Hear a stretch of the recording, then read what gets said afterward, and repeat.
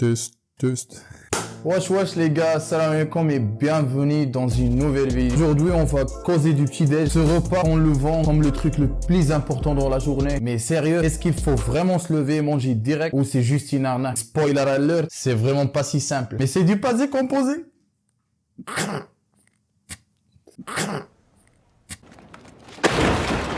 Pas c'est simple, pas décomposé. Bon bref, alors on va voir ce que les experts racontent, histoire de ne pas rester dans la hesse du matin.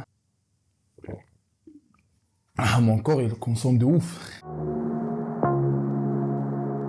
Depuis qu'on est môme, enfin depuis l'enfance, on nous rabâche que le petit déj, c'est sacré. Genre, ça doit nous filer la pêche, nous empêcher de crever de faim à midi, et même, et ça c'est encore pire, nous rendre plus intelligents.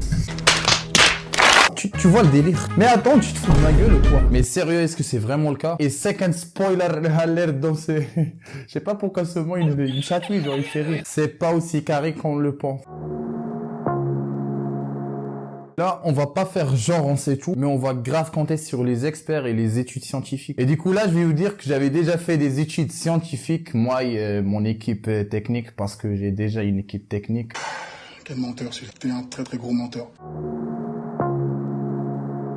Allô, j'espère que tu me récordes, sinon je vais te casser la gueule. Et là, la question la plus importante, qui est reliée avec le fait de sauter le petit déj, est-ce que tu vas vraiment crever la dalle? Alors là, j'ai trouvé une étude qui s'appelle Bet et AL 2014. Je sais pas, genre, les scientifiques, pourquoi ils nous cassent les couilles avec ces prénoms de merde, genre? Oh là, Adim, je parle sérieux. Attendez, je vais vous montrer. Là, Bet et Khara de merde. Bref, cette étude, il montre que pour certains, sauter le petit déj, ce n'est pas du tout la fin du monde. Genre, ça va pas te flinguer ton métabolisme ou te faire perdre du poids si tu manges bien le reste de la journée. Même mieux, il y a des gens, comme moi par exemple, qui pratiquent le jeûne intermittent. Enfin, je fais pas pareil, mais... Je sais pas, j'arrive pas à prendre mon petit déj, j'ai jamais l'appétit, vraiment. Et pourtant, mon corps, il consomme des calories de ouf. J'aurais bien aimé le faire, mais je peux pas.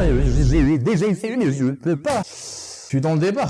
Et le jeûne intermittent, c'est genre ne pas manger pendant un bon moment. Et ça peut même les aider à mieux gérer leur bouffe. Et c'est cool de parler avec les doigts, vraiment. Langage corporel. C'est même gérer...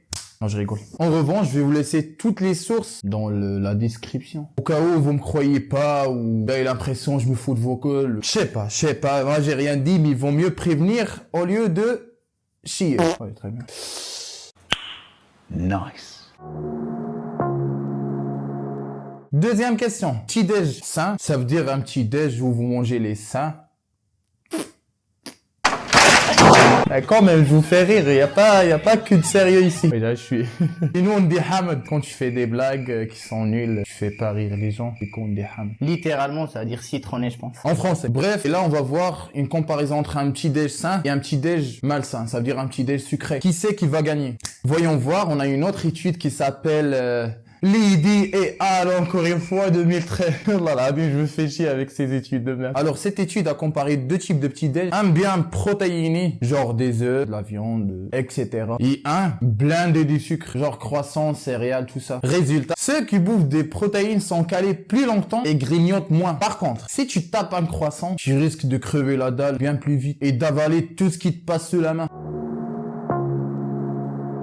La troisième et la dernière question, je sais que je vous fais chier. La relation entre le petit déj et notre tête. Tout simplement, est-ce que ça rend vraiment plus intelligent?